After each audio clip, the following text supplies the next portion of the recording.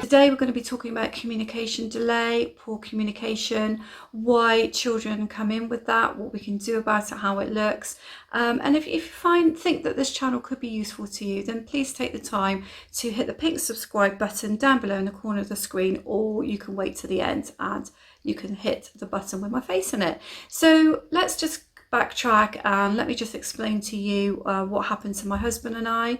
Obviously these are our experiences, but I'm also trained in communication disorders, so I can speak from a little bit of my practical qualification experience as well. So the boys came to us when they were 2 and 3 and they were both completely mute.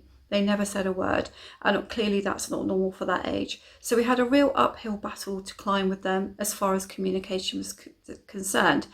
The other thing that was to be noted with the boys is they were severely neglected to the point of they really did look half-starved.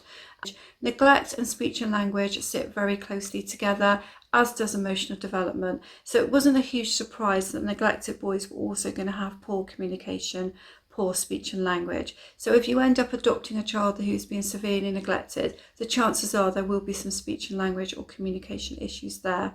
And how does that present itself? Well, for us, of course, they were mute, but also there are other things that happen when a child doesn't know how to communicate.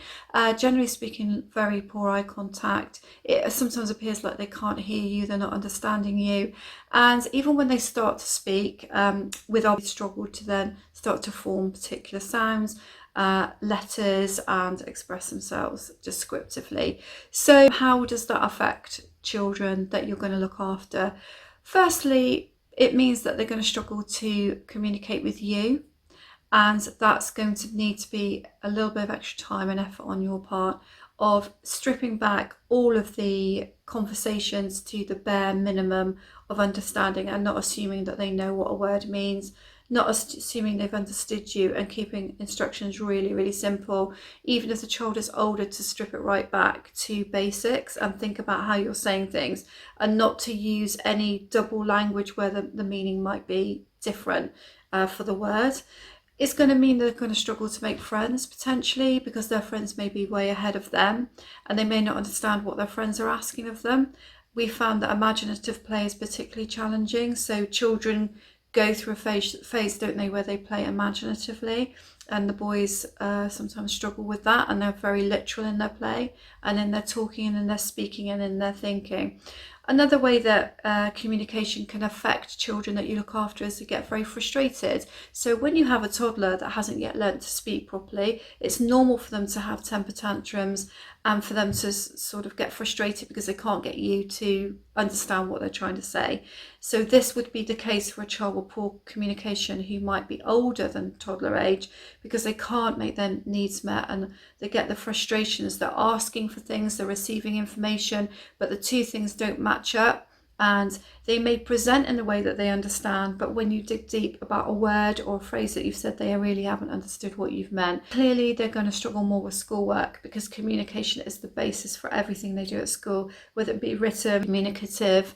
In any way, communication sort of wipes the floor of everything else. Without communication, you're going to struggle with every other subject. So that's another way in which they're going to struggle. How can you help them? You can help them in lots of ways. You can keep it simple. You can have lots of visual clues. You can actually buy visual clues. But when I say visual clues, it means sometimes you might need to point to something.